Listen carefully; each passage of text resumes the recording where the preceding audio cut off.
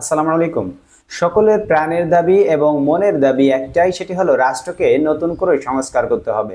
তাই গতকাল নতুন সরকারের মাস পূর্তি উপলক্ষে জাতির উদ্দেশ্যে দেওয়া ভাষণে ৬ জনের নেতৃত্বে ৬ কমিশন দিয়ে রাষ্ট্র সংস্কারের কথা বলেছেন প্রধান উপদেষ্টা ডক্টর মোহাম্মদ ইউনূস। বুধবার ১১ সেপ্টেম্বর সন্ধ্যা ৭:৩০টায় দেওয়া ভাষণে তিনি দেশবাসীকে জানান, সংস্কারের মাধ্যমে জাতি হিসেবে নতুনভাবে যাত্রা শুরু করতে চান। আর সংস্কার করার প্রাথমিক পদক্ষেপ হিসেবে প্রাথমিকভাবে ৬টি কমিশন গঠন করার সিদ্ধান্ত নেওয়া হয়েছে। এসব কমিশনের কাজ পরিচালনার জন্য বিষয়ভিত্তিক অভিজ্ঞতা বিবেচনা করে ৬ জন বিশিষ্ট নাগরিককে কমিশনগুলো পরিচালনা করার দায়িত্ব দেওয়া হয়েছে। সাংবিধানিক সংস্কারের জন্য ৬টি কমিশন গঠন করেছে সরকার। কমিশনের প্রধান হলেন যারা, এই ৬টি কমিশনের প্রধান হলেন যারা এবং তাদের কাজ কি কি সেগুলো এখন আপনাদেরকে আমি জানাবো। ১ নম্বর সংস্কার হলো নির্বাচন ব্যবস্থা সংস্কার। কমিশনের প্রধান হলেন বদিউল আলম মজুমদার। ২ নম্বর পুলিশ প্রশাসন সংস্কার। কমিশনের প্রধান হলেন সরফরাজ চৌধুরী। ৩ নম্বর বিচার বিভাগ সংস্কার। কমিশনের প্রধান বিচারপতি শাহ আবু নাইম মমিনুর রহমান। ৪ নম্বর দুর্নীতি দমন সংস্কার। কমিশনের প্রধান ডক্টর ইফতেখারুজ্জামান। ৫ নম্বর জনপ্রশাসন সংস্কার। কমিশনের প্রধান আব্দুল মুঈদ চৌধুরী। ৬ নম্বর সংবিধান সংস্কার। কমিশনের প্রধান ডক্টর শাহাদিন মালিক।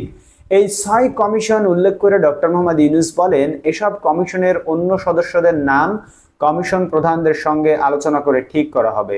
কমিশনগুলোর আলোচনা ও পরামর্শ সভায় উপদেষ্টা পরিষদের সদস্য, ছাত্র শ্রমিক জনতা আন্দোলনের প্রতিনিধি, নাগরিক সমাজ ও রাজনৈতিক দলের প্রতিনিধিরা উপস্থিত থাকবেন।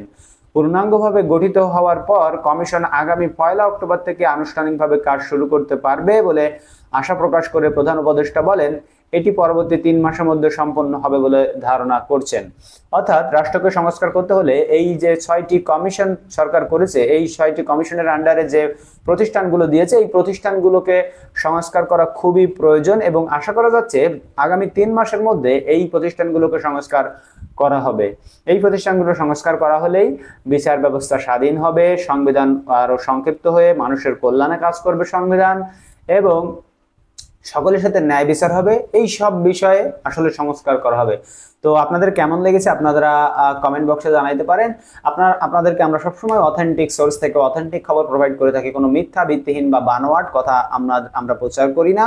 আপনারা সবাই আমাদের চ্যানেলটিকে সাবস্ক্রাইব করে রাখবেন। দেখা হবে পরবর্তী ভিডিওতে অন্য কোনো খবর নিয়ে। সে পর্যন্ত আপনারা সকলে ভালো থাকবেন এবং এই ভিডিওতে একটি লাইক দিতে ভুলবেন না। আল্লাহ হাফেজ।